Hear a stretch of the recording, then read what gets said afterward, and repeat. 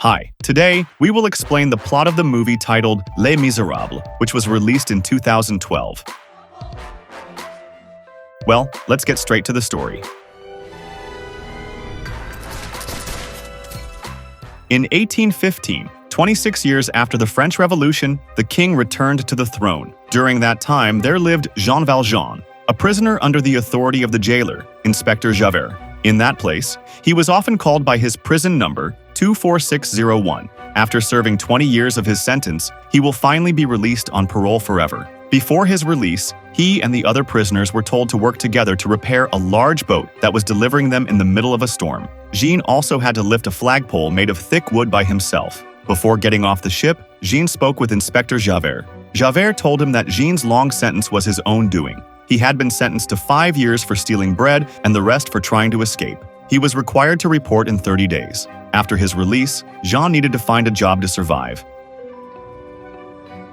He tried to apply to a farmer, but the farmer said there were no vacancies after seeing Jean's release letter. In addition, Jean also needed shelter from the cold, but he was evicted by local street settlers.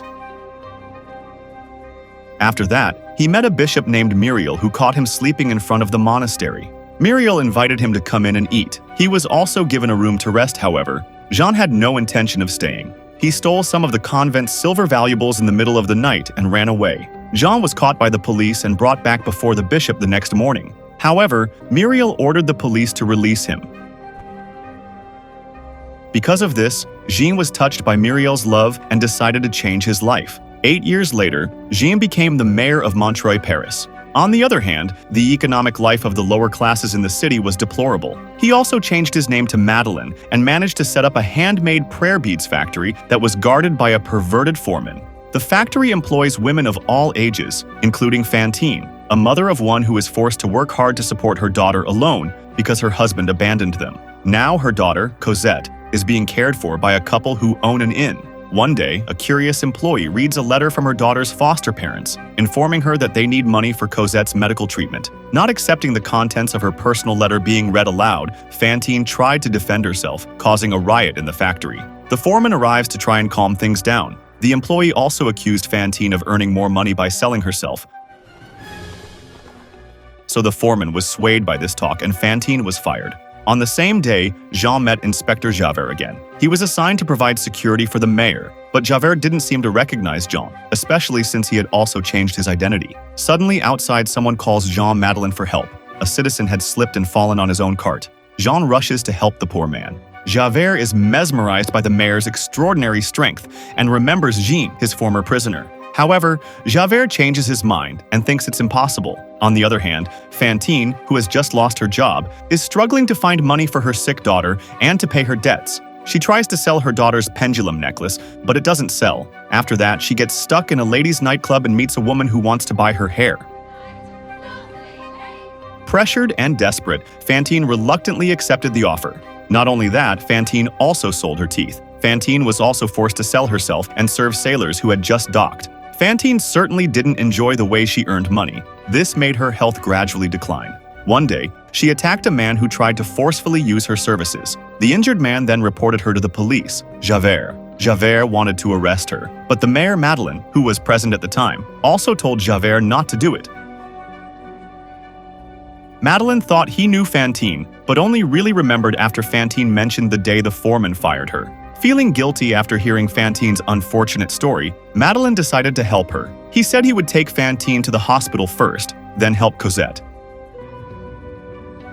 The next day, Javert went to Madeleine to resign of his own accord. He confessed that he had made a false report accusing Madeleine of being Jean Valjean in violation of his parole. However, the police found another man who was accused of being Jean Valjean. This man neither denies nor admits he is Jean Valjean, and as a result, the stranger will be tried for something he did not do.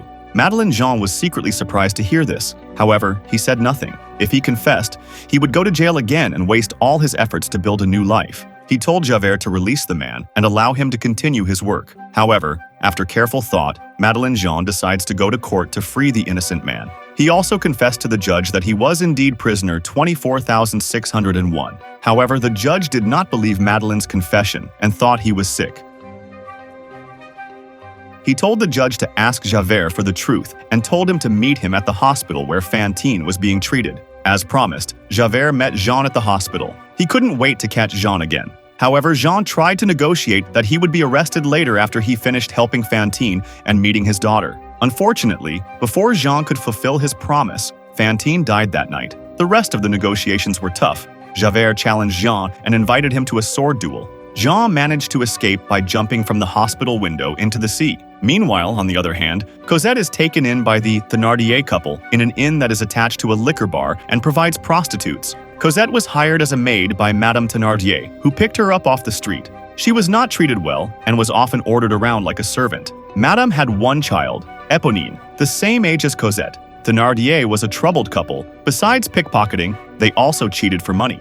Once, Cosette was told to fetch water in a dark forest when she met Jean, who told her he was coming to pick her up. He then met the Thénardier couple, trying to negotiate for Cosette to come with him. Jean informs her that her mother, Fantine, is dead, and he will now be responsible for her care. However, Madame is unwilling to give Cosette up so easily, even though Jean has offered to pay off all of her mother's debts and reimburse them for all the expenses they have incurred while housing Cosette. In the end, they both agreed to hand Cosette over. From this point on, they were inseparable. Soon after, Javert arrived at the place to look for Jean. However, Jean had already left first. The carriage carrying Jean had arrived at the north gate of Paris. At that moment, there were officers conducting a raid. Jean woke Cosette to get out of the carriage and run away. However, an officer saw him from a distance and chased them. As it turned out, the officer was Javert. Jean then took Cosette into a convent and looked for a hiding place that was quite difficult to reach. Fortunately, Javert didn't find it, so he left. At the convent, Jean saw a man he had helped, a middle-aged man who had been crushed by a cart named Fauchelevent. Still remembering Jean's help at that time, he was willing to help Jean take refuge in that place.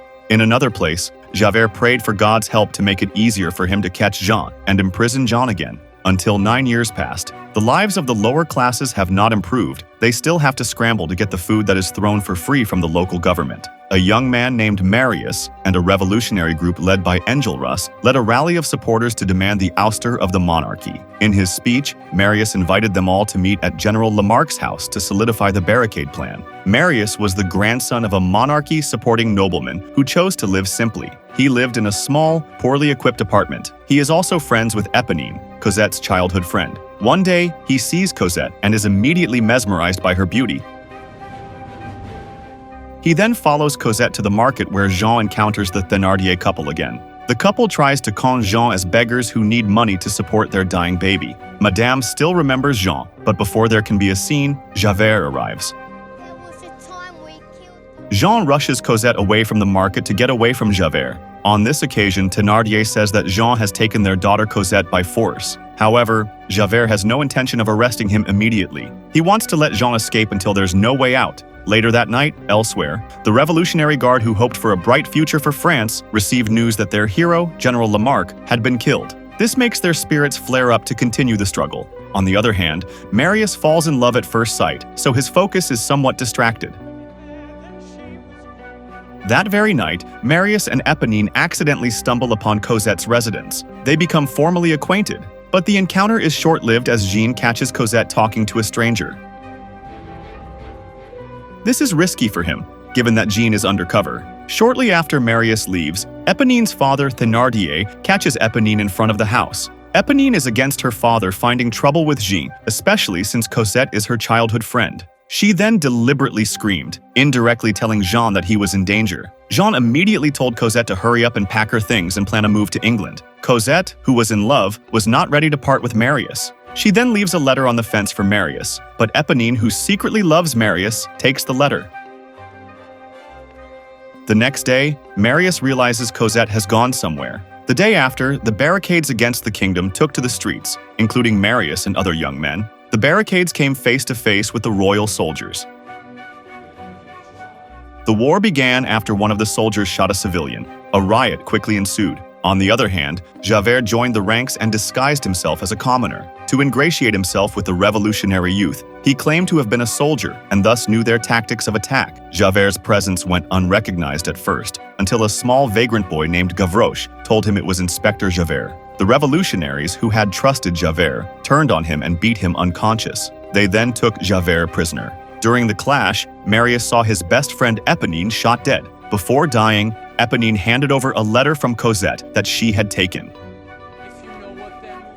Marius immediately replied to the letter and sent Gavroche to deliver the letter to Jean and Cosette's inn. Jean himself received the letter and read it without forwarding it to Cosette. Jean realized that Marius was in danger and decided to help him.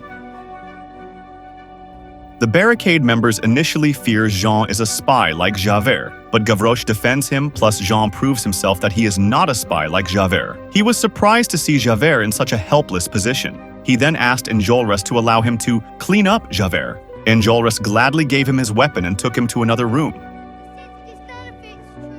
However, Jean had no intention of taking revenge on Javert and decided to free him from his barricade captivity. He takes Javert to another room where they can't see him and tells him to leave. To make it more convincing, Jean pretends to have shot Javert. The struggle continued, and the number of barricades has shrunk, but they still encourage each other. Their spirits were even higher after Gavroche became a casualty, however. With numbers that were not comparable to their opponents, they were overwhelmed. Moreover, the rest of the French people chose not to intervene in the revolutionary events and did not give them shelter. In the battle that culminated, the revolutionary group's troops fell one by one. Marius was shot and unconscious, while his friends died. Meanwhile, Jean managed to escape with Marius's dying body. Jean found a shortcut through a sewer hole. At the door to the outside, he ran into Javert, who came out to check on the post-battle situation. Knowing that their dispute was not over, Jean tried to negotiate. He begged Javert to let him save Marius first. On the other hand, Javert felt he owed him, but he also wanted to be professional and do his duty as a law enforcer. In the end, Javert let him go with Marius. Unable to bear the inner conflict within himself, Javert decides to jump off the bridge into the fast-flowing river. Meanwhile, Marius wakes up in his grandfather Gillenormand's house. He doesn't know how he got there and who brought him home. On the other hand, he was happy to be reunited with Cosette. Marius asks her to stay with them, but Jean is reminded of his fugitive status and plans to go into exile. On the same day, Jean told Marius his true identity that he had kept secret from Cosette all this time. Therefore, he wanted to leave Cosette to him. He leaves without saying anything to Cosette and asks Marius not to tell her who he really is. Cosette and Marius eventually got married at the luxurious Gillenormand residence. Thénardier's partner arrives uninvited and tries to blackmail Marius at the wedding. Thénardier says he knows where Jean is now. However, Marius threw them out without giving a dime and demanded Thénardier tell him where Jean was. As it turns out, Jean has returned to the convent to stay for the rest of his life. Marius then took Cosette to the convent. Jean is preparing for the end of his life while wishing Cosette all the best for her wedding. Cosette arrived just in time. Here, Marius tells her that Jean is a hero to him. He saved Marius from the barricades the other day so that he can be with Cosette now. Jean had also written his confession in a letter that he handed directly to Cosette. He knew his end had come, and Fantine's spirit had come to accompany him to the afterlife. Not long after, Jean actually died peacefully.